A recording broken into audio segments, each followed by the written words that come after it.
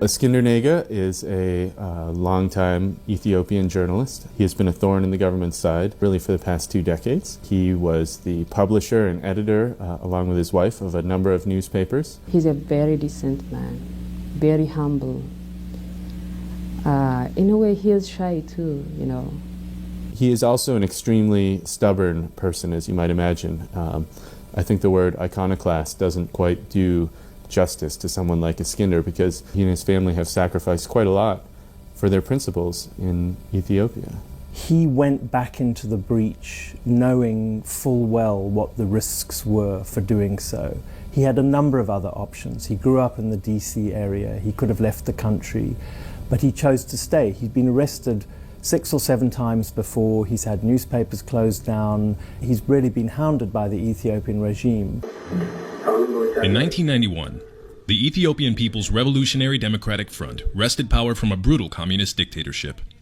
In the 2 decades since, with support from the U.S., Prime Minister Meles Zenawi has made gains against the region's recurring famines and aided efforts against Al-Qaeda in the Horn of Africa.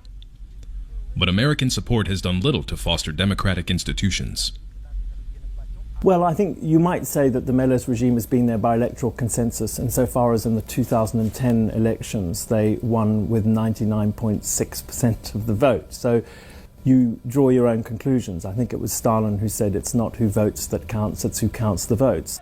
In 2005, Meles promised elections that would prove that Ethiopia was making strides toward democracy. Eskendir and his wife, Serkalam Fassel, would sacrifice their freedom to cover those elections. You know, for the first time, probably in our political history, people were convinced that they can change their governments through ballot box. You know, the opposition was more organized, and you know, the opposition had unprecedented access to media. Trailing in early returns, Meles declared a state of emergency. Security forces opened fire, killing scores of protesters. For reporting on the violence, Eskendir and Serkalam were jailed alongside opposition leaders. The charge was treason. Serkalam gave birth to the couple's son in prison. Released in 2007, but banned from writing for newspapers, Eskendir went right back to work online. He was given a very strong message that if you continue to publish, if you continue to print criticism about torture in jails, about clamping down on the free press, about imprisoning opposition figures, about using terrorism as a weapon to prosecute dissenting political voices, you yourself will be back in jail or worse. Actually, at some point, they told him that, you know, they are tired of arresting him. And they said, this time around, we are not going to arrest you. We are going to kill you. You better stop it. But he can't. You know, he can't stop. That's him.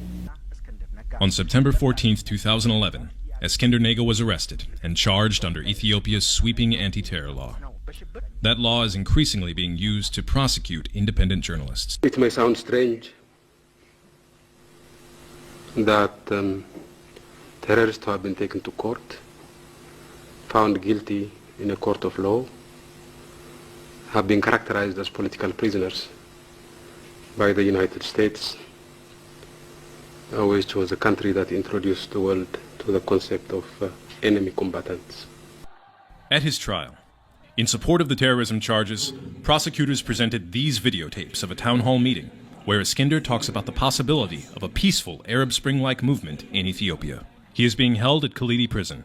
His trial is ongoing, and he could face the death penalty if convicted.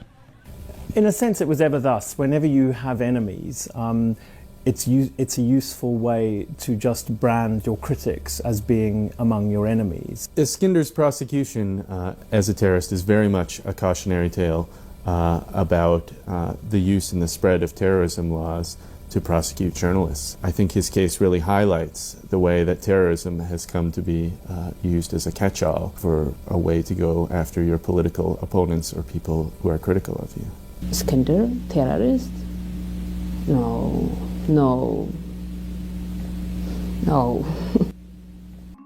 For his exemplary courage and sacrifice in the service of press freedom and the freedom to write in Ethiopia, PEN American Center is proud to honor Eskendir Nega with the 2012 PEN Barbara Goldsmith Freedom to Write Award. We will not desert you. We will never desert you. We won't desert you or any of your compatriots who are fighting for free expression.